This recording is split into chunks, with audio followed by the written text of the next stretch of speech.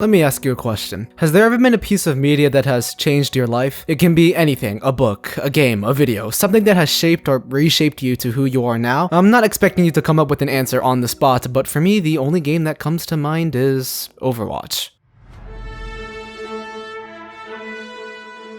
I've mentioned Overwatch a plethora of times and my constant distaste towards the recent events, but I've never given a full story on how that came to be. Why is it that a game that I hold such a negative viewpoint towards be the life-altering game to me? Throughout my time playing Overwatch, I have met so many different people that have gone through many different hardships but still found their place in this game, and people that despite all odds, still managed to carry on through major setbacks. I know that sounds a little far-fetched for just a multiplayer game, but Overwatch still holds a huge place in my core memories and is something that I can't easily let go. While this is merely a drop in the bucket of stories of success and failure, I do hope you listen because whether or not you care, I hope there is something in here that you could resonate with.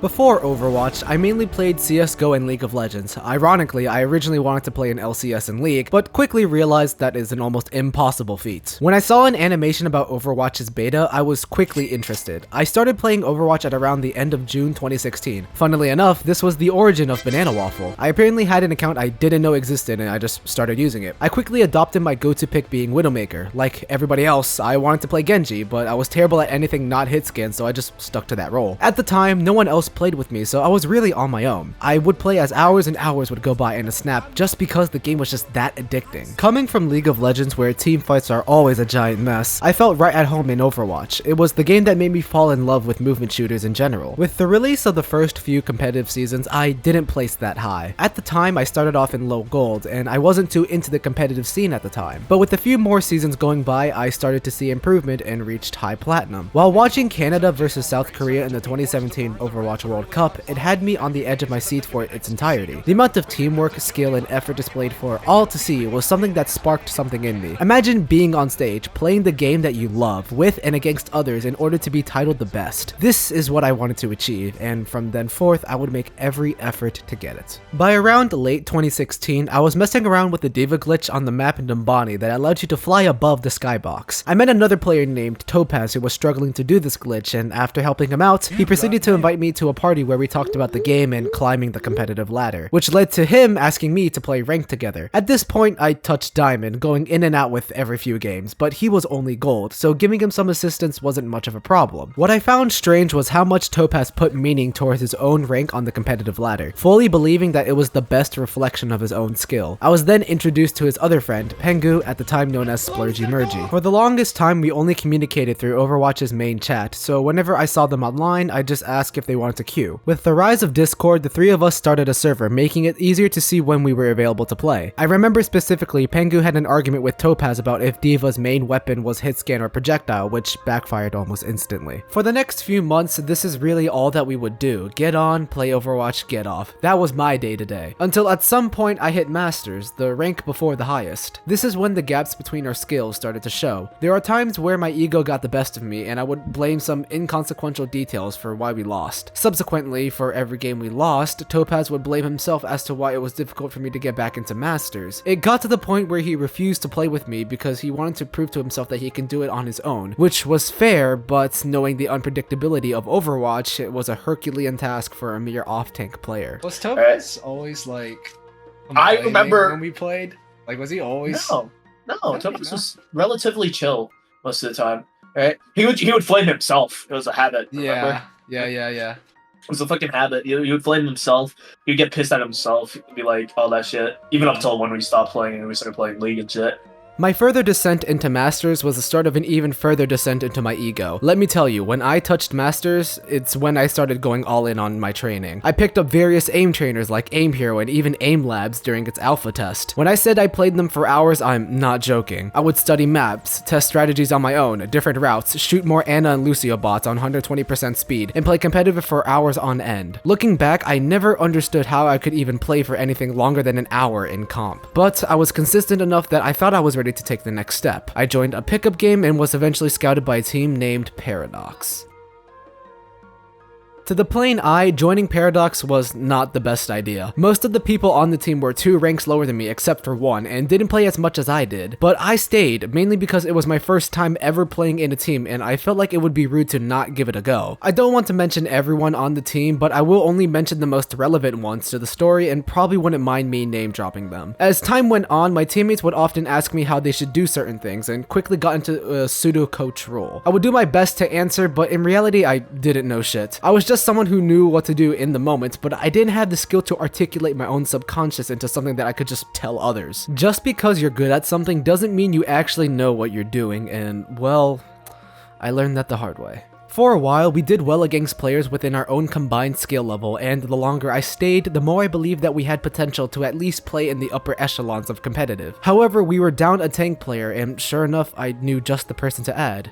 Topaz. He was slightly higher than our average, but was still on the same level as the rest of the team. Topaz also participated in a pickup game, and I recommended him to our captain, and sure enough, he joined and started playing with us. For a lot of us, our rank defined our place on the team, which of course is terrible for any team dynamic. I don't know why, but everyone put so much emphasis on rank alone. The competitive ladder wasn't a kind mistress, I'll tell you that. The moment you start positioning yourself as lower or better than your own teammates is the start of a terrible, toxic environment. Back when Paradox was in its heyday, I didn't think too much about the rank disparity, but looking back and even getting to experience something similar more in my college league, I realized how bad it was for our team when our rank is so widely dispersed. Even if it didn't feel like we were all of equal skill, it felt more like playing a solo queue game nowadays.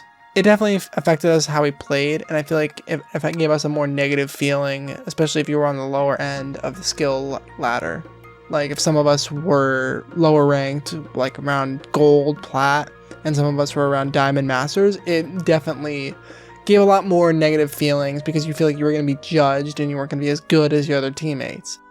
While I did mention we did well in our scrims, that was only half the picture. A lot of the time, our captain would end up rage quitting halfway through, and a bunch of our teammates would just start arguments against each other. Bad callouts, terrible positioning, missing players, all the like. Every scrim felt like a nightmare. Topaz would often belittle himself and blame himself for reasons unknown. Our tanks would bicker constantly, and rage quitting was common. But despite this, I stayed. I felt like I was the only one who could do something, you know? Me being the highest rank and all, right? I wanted to believe that we could achieve greater heights as long as we focused on improving. Of course, my beliefs couldn't be translated any worse. I found myself feeding into the toxicity, my own selfishness consuming me and everyone I was with. I was angry, I was frustrated. Every scrim would get progressively worse, but I desperately wanted to keep things together. After all, I wanted to propel the team into bigger leagues. Wouldn't it be a cool story? A story of going from the lowest of lows to the best of the best? Things got to a point where our captain eventually stood down due to mental health problems, and one of our older teammates stepped up to the role. I never held any disrespect or any ill will to our old captain, but I believe this was for the best. From that point on, our new captain started being more cooperative and, well, being more of a team leader. We started to feel like much more of a team. A lot of our pain points were alleviating, and I learned a lot from him on how to not be a piece of shit. Since the meta, 3 tanks and 3 supports, required a good amount of coordination, this couldn't have been any better timing. Fast forward to around late 2018, the outlet to what I've been working towards all this time had finally opened. Blizzard announced the Overwatch path to Pro League, in which any team could participate in many bouts called the Open Division, in which teams that win that could participate in contenders, in turn could be scouted into the Overwatch League. This was a huge turn of events. The fact that there was a clear pathway to what I've been dreaming towards opening right in front of me further fueled my motivation. I believe many of my teammates saw that too. Being able to be seen by the big players in the league and to possibly join those ranks, it was a once in a blue moon opportunity. In our first attempt at the tournament, we didn't make it that far, but it gave us some idea on what it was like. To be fair, we were still pretty average at best. However, in our third try, we got a lot farther. In fact, we were about to win our league. In the final game of our bracket, our main tank was gone. We've tried contacting them several times to no avail, and we had no available substitutes. No ringer ever contacted us in our desperate attempt to just play the damn match. Everyone in the call was getting agitated, and the other team was being as patient with us as possible. Then, about 20 minutes later, way after our scheduled start time, we were forced to forfeit. Everything that could have went wrong did.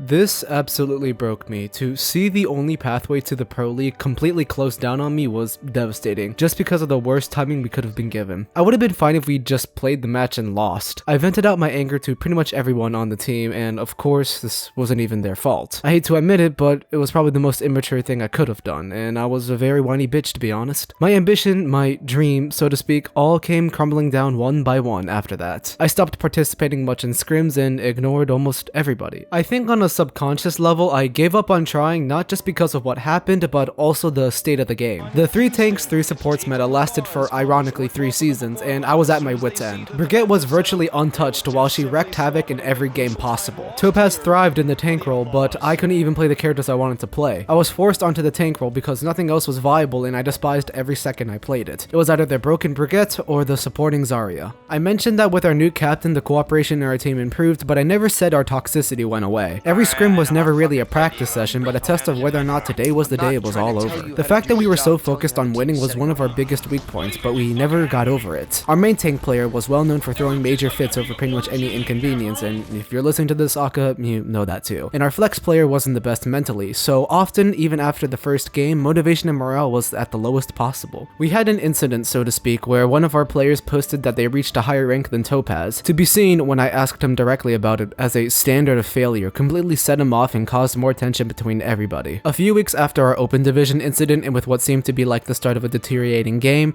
I decided it was time to pack my bags and leave. I left the team Discord and removed myself from anything related to competitive Overwatch for a while. I was officially burned out, and my attempt to get into the Overwatch League was officially over. I still played Overwatch after I left the team, but the game was, in my opinion, in an already unrepairable state. Double Shield was all the rave, and Mei was, well, Mei. At this point, I've fallen so low that I hit back to mid-diamond, way far from Grandmaster. From everything that I experienced back in Paradox, I thought it was impossible for me to see myself in a team once more, but I still craved for another competitive tournament in which I could show off and, well, have a final send-off to my failure. There was a popular coach by the name of Jane, and he held a tournament where you would be assigned random teammates based on rank. I thought that it was perfect for one last attempt at glory. To keep a long story short, we made it to the finals in the Masters bracket, but we ended up getting packed up pretty fast. A funny callback, eh? From then on, I would never touch the competitive scene, and I'd lost all vigor to climb the ladder for any game thereafter. The whole point of this story and why I'm sharing it isn't to ask for any sort of pity or forgiveness. The teammates that I was feeding a lie to, I can never reprimand for. I was a fraud to everyone, and I couldn't keep myself up to the skill level I claimed to have obtained, and I couldn't even give an ounce of respect to the ones I should have. Only years later I would realize what I've done. I was so entrapped in the idea of trying to be better than everyone, I lost sight of what it meant to play a game and lost sight of what it meant to have fun. Even now, I still don't know. I'm sharing this story as a way to hopefully make amends with the past, even 5 years later. I never fully got over what could have been. So by making this video, just maybe, amends, even though they won't be answered, could be made with myself and those I've met during my round in the ringer. Overwatch was much more than a game. It was a treasure trove of dreams and ambition that I could no longer obtain. For what it was worth, despite all of the shortcomings, I had a lot of fun playing with my team and playing by myself. It was such a new experience that I couldn't see myself not getting into it. My time playing the game virtually changed where I would have been without it. Now, do I regret it? No.